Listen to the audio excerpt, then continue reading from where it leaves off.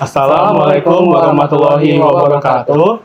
Perkenalkan, kami dari mahasiswa Universitas Mulia PSDK Samarinda. Tujuan kali ini ialah ingin mewawancarai narasumber dari Puskesmas Sidomulyo Samarinda berkaitan dengan penggunaan e-pos. Adapun kami dari Prodi Sistem Informasi kelas pagi semester 1, yaitu saya sendiri Reza Hidi Rahman dengan NIM 2541001. Saya Muhammad Akbar Firmansyah dengan NIM 2541037. Saya Muhammad Najib Amer dengan NIM 2541065. Sekian perkenalan singkat dari kami. Langsung saja kita masuk ke narasumbernya. Oke ya Kak, di sini saya mau menanya tentang e-pos nih. Siapa sih yang bertanggung jawab mengelola dan mengupdate data di e-pos? Jadi kalau di Puskesmas Sidomulyo kita petugasnya itu sudah ditunjuk dari SK Dinas Kesehatan ya. Kalau saya sebagai Sistem Informasi Digital secara umum, kalau untuk e-posnya sendiri kita ada PIC-nya. Oh begitu. Untuk selanjutnya bagaimana sih cara petugas memasukkan data pasien ke dalam sistem e-pos? Jadi pertama pasien datang itu kita daftarkannya di meja pendaftaran. Di meja pendaftaran itu ada banyak caranya untuk masukkan data pasien. Pertama lewat mesin antrian, itu bisa pasien sendiri yang memasukkan datanya dari masukkan NIK dan nomor BPJS, itu otomatis langsung datanya dari BPJS masuk. Kemudian kalau memang datanya pasien umum, artian dia nggak punya BPJS atau nggak mau pakai BPJS, bisa lewat di meja pendaftaran sama petugas pendaftaran nanti yang masukkan dari NIK KTP-nya. Oke, lanjut nih Kak. Apa saja data kesehatan yang dicatat di dalam sistem e-pos? Jadi setelah meja pendaftaran tadi ya, pasien kan masuk pelayanan di poli.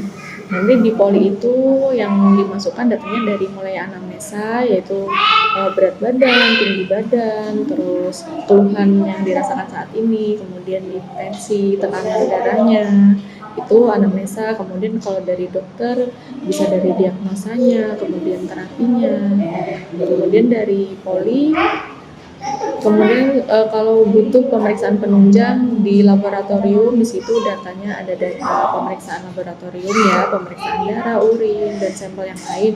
Kemudian kalau di ruang farmasi itu data tentang terapi atau obat yang diberikan ke pasien.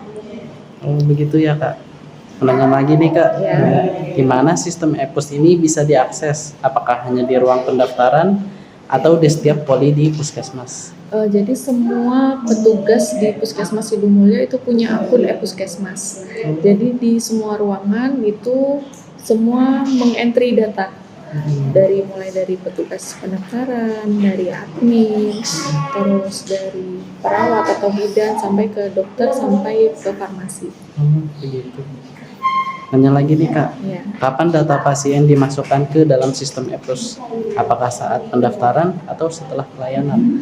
Jadi karena e-pos ini kan sudah digital, di semua poli juga sudah ada perangkat komputernya atau laptopnya, jadi kita masukkan datanya itu real time. Pasien datang langsung dimasukkan datanya, pasien pergi udah selesai datanya di-input. Begitu.